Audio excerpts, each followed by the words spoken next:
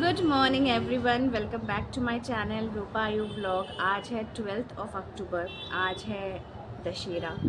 आज बंगाली लोगों का आज है दशमी, जिस दिन आज माँ दुर्गा का विसर्जन होता है। और आज के दिन सिंदूर खेला भी होता है। और अनफॉर्चुनेटली सिंदूर खेला मैं नहीं खेल पा रही हूँ।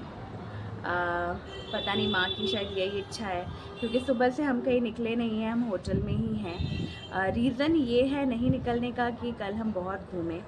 और कल क्या, लास्ट 5 डेज़ से हम बहुत ज़्यादा घूम रहे हैं और बहुत ज़्यादा खाना पीना घूमना मस्ती एंड ऑल चल रहा है, जिसके वजह से आज शाम का हमारा ट्रेन है। आज सुबह से भी हम घूम सकते हैं, ऐसा नहीं है कि घूम नहीं सकते, पर जब आप अपने साथ बच्चे को भी लेते हो ना, बच्चा भी आपके साथ होता है, तो आपको हर चीज़ देख के करना पड़ता है। लाइक उसका भी हेल्थ है, उसको भी पैदल चलना है, फिर उसको उसके ऊपर ज़्यादा प्रेशर ना पड़े, क्योंकि नॉर्मल लाइफ लीड कर जो 2 दिन बाद स्टार्ट हो जाएगा, जो बेसिक नॉर्मल लाइफ चलता है, उसमें उसको पढ़ाई भी करना है, क्योंकि एग्ज़ाम्स आने वाले हैं सामने। तो इसलिए हमने सोचा कि नहीं, आज हम रेस्ट ही करेंगे, क्योंकि रात का ट्रेन है। शाम को 1-2 घंटे पहले हमें चेकआउट करना है। चेकआउट का टाइम और हमारे ट्रेन का टाइम मैच नहीं है। चेकआउट हमें 5 बजे करना है, ट्रेन का टाइम 9 बजे है। तो 5 बजे निकल के हमारी पूरी इच्छा है कि 1-2 घंटे में हम अगर आसपास कुछ होता है तो हम ज़रूर घूम लेंगे एक साथ ही निकल के। तो इसलिए हम अभी नहीं निकल रहे हैं। और आप सभी को, मेरे सारे व्यूअर्स को, जो भी मेरे सब्सक्राइबर हैं, आप सभी को हैप्पी दशहरा। आप सबका दशहरा अच्छा जाए। और जो मुझसे बड़े हैं, जो मेरा ये व्लॉग देख रहे हैं, उनको प्रणाम, क्योंकि विजयदशमी मीन्स आमरा बांगालीरा बड़ोदे प्रणाम करे विजयदशमीटा सेलिब्रेट करी। इट मीन्स, जिनको समझ में नहीं आया, हम बंगाली विजयदशमी में बड़ों को मिठाई खिला के प्रणाम करते हैं। ये हमारा ट्रेडिशन है जो हम फॉलो करते हुए आ रहे हैं। तो आमार प्रणाम नियो जारा आमार थेके बड़ो, और आमार भालोबाशा नियो ओरा जारा आमार थेके छोटो बा आमार बयसी। तो अब घूमना हो गया, बहुत मस्ती हुआ। सोचा नहीं था कि इतना ज़्यादा मस्ती होगा, क्योंकि इतना ज़्यादा कुछ हो भी पाएगा। मुझे अच्छे से याद है कि मैं आने से पहले मैं भगवान को यही बोल रही थी कि क्या ये जर्नी पॉसिबल है, क्या ये जर्नी सक्सेसफुल होगा, क्योंकि मैं बीमार पड़ गई थी। मुझे कोल्ड एंड कफ हो गया था बहुत ज़्यादा, और आयुष को एलर्जी का इशू हो गया था। एंड टच वुड, ये माँ की इच्छा ही है और ये माँ का आशीर्वाद ही है कि आयुष मैंने 1 दिन पहले तक आयुष को एलर्जी का प्रॉब्लम था, मगर जिस दिन हम यहाँ पे लैंड किए उस दिन से अब तक एलर्जी पूरी तरह से गायब है। और मेरा ये भी और कोल्ड भी मेरा पूरी तरह से गायब है। मतलब मुझे ट्रबल नहीं किया फिज़िकली, और आयुष को भी ट्रबल नहीं किया फिज़िकली।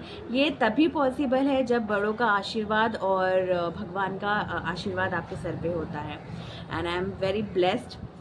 और एक और चीज़ मैं बोलूँगी, कल नहीं, परसों जब हमने 2 होटल चेकआउट मतलब शिफ्ट किया है। हम बेंगलोर में आने के बाद हम जो फर्स्ट होटल में थे वहाँ पे हम 2 दिन थे, फिर उसके बाद हम सेकंड, अभी जो इस होटल में हम इस वाले होटल में आ गए। रीज़न ये था कि वो वाला जो होटल है उसका कॉस्ट बहुत ज़्यादा हाई था, और डायरेक्ट रेलवे स्टेशन से हम वहाँ पे पहुँच गए थे, हमें ज़्यादा पता नहीं था। और इसका जो है वो मिनिमम है, जो ठीक ठाक है, तो हमने चेंज किया। जिस दिन हम 2 दिन पहले जब हम ये होटल को हम चेंज कर रहे थे, आप बिलीव नहीं करेंगे, एक इंसिडेंट हुआ मेरे साथ। हुआ ये कि जो ड्रेसिंग टेबल होता है, यहाँ पे भी ड्रेसिंग टेबल है। यहाँ पे वो जो ड्रेसिंग टेबल, हाँ, ये कहाँ उल्टा दिख रहा है, ये रहा। अयो, मतलब हाँ, ये जो ड्रेसिंग टेबल है, ये ड्रेसिंग टेबल में जैसे ड्रॉअर सिस्टम नहीं है, वो वाले ड्रेसिंग टेबल में ड्रॉअर सिस्टम था। तो जब हम चेकआउट कर रहे थे, तो मैं जब सब कुछ समेट रही थी, जब कुछ खाली कर रही थी, तभी क्या हुआ कि मैंने ऐसे ड्रेसिंग टेबल का जो ड्रॉअर है वो खोला। वो पूरा जो लकड़ी का जो ड्रॉअर होता है, वो कितना भारी भरकम होता है, वो पूरा आके मेरे पैर में, लेफ़्ट पैर में जो थंब फिंगर होता है उसके ऊपर पूरा प्रेशर में गिरा। मतलब 10 मिनट तक मुझे इतना दर्द, मैं मतलब लिटरली मैं ऐसे करके अपना दर्द को रोक रही थी।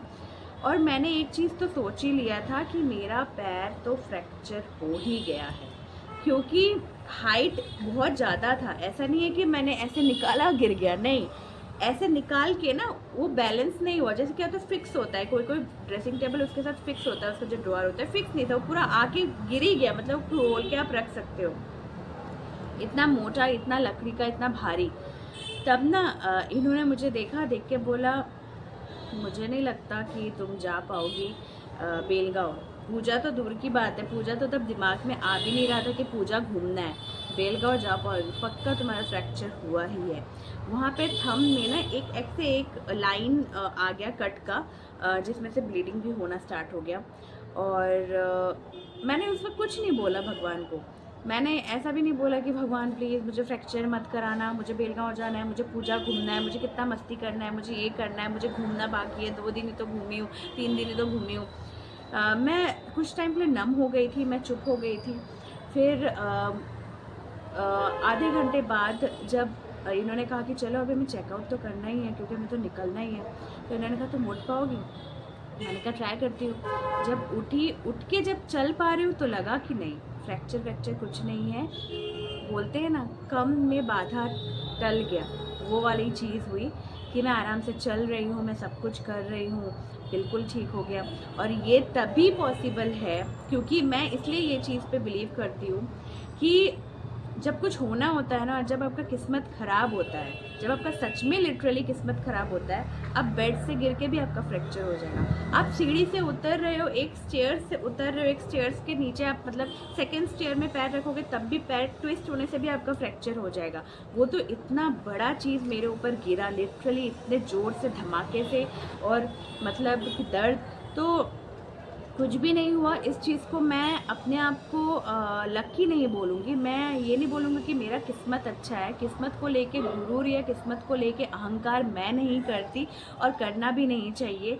जो है ऊपर वाले का दिया हुआ है, ऊपर वाले का आशीर्वाद है, और मेरे मम्मी पापा का आशीर्वाद है, मेरे बड़ों का आशीर्वाद है, मेरे हस्बैंड का प्यार है, मेरे बच्चे का प्यार है कि बहुत बार लाइफ में ऐसा चीज़ हुआ है कि कम से वो चीज़ ख़त्म हो गया है।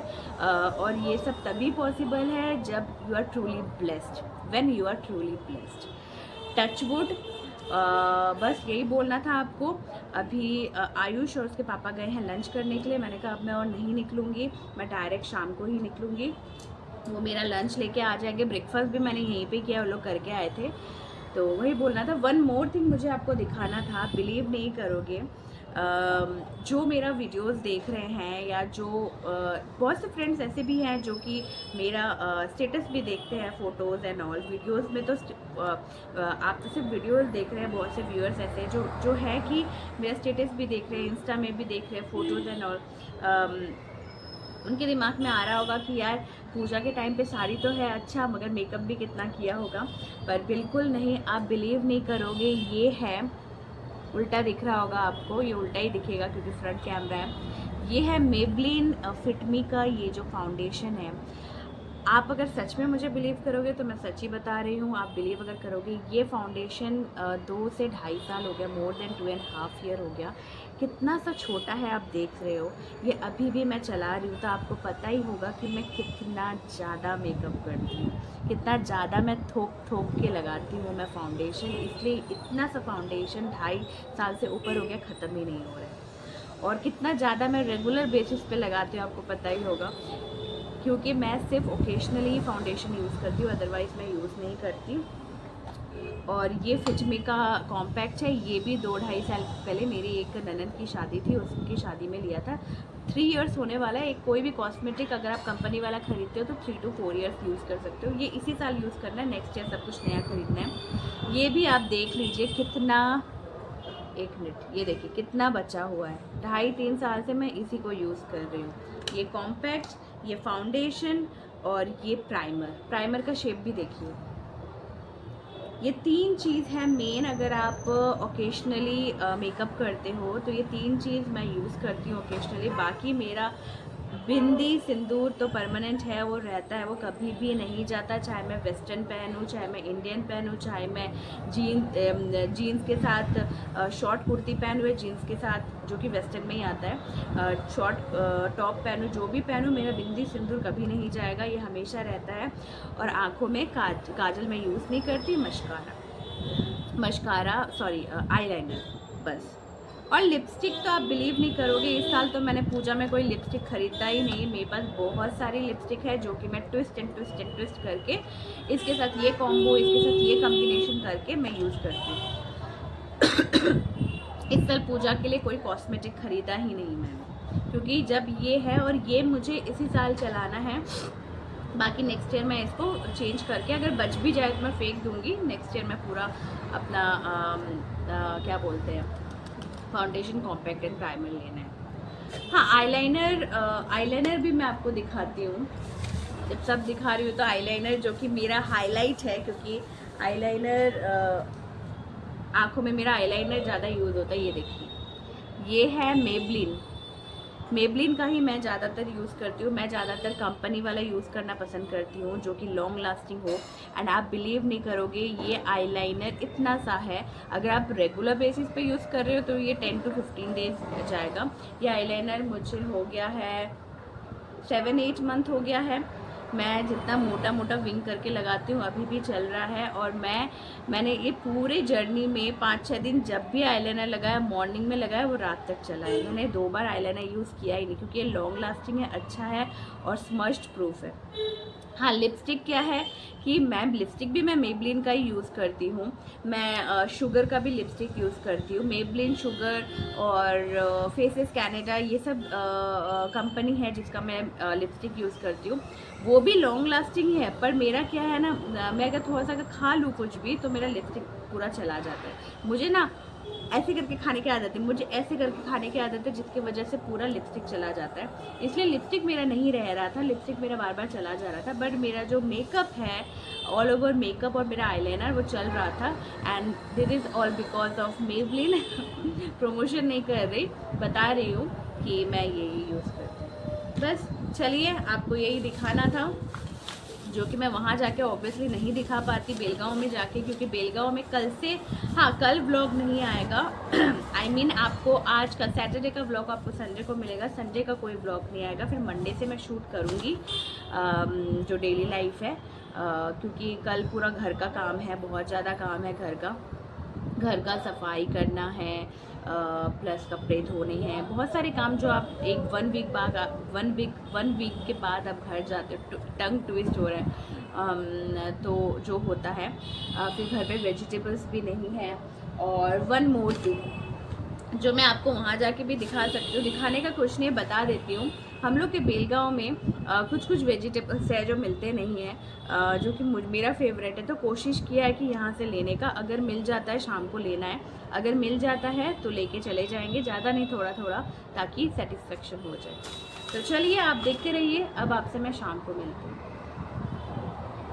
हेलो फ्रेंड्स, हम लोग चेकआउट हो गए थे 5 o'clock। वैसे तो 4:15 में चेकआउट होने का टाइम था, मगर क्योंकि आधा घंटा उन लोग ने यहाँ पे होटल का हर जगह, इवन होटल का यही रहता है कि जब आपने चेक इन किया है तभी उसी वक्त आपको 24 आवर्स के अंदर चेकआउट करना है।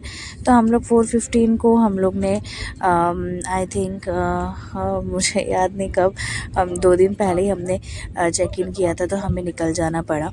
और क्योंकि हम 5 बजे निकल गए और 9 बजे का ट्रेन था, तो हमें वो टाइम तो काटना ही था, क्योंकि हमारा होटल और रेलवे स्टेशन बिल्कुल पास में ही था।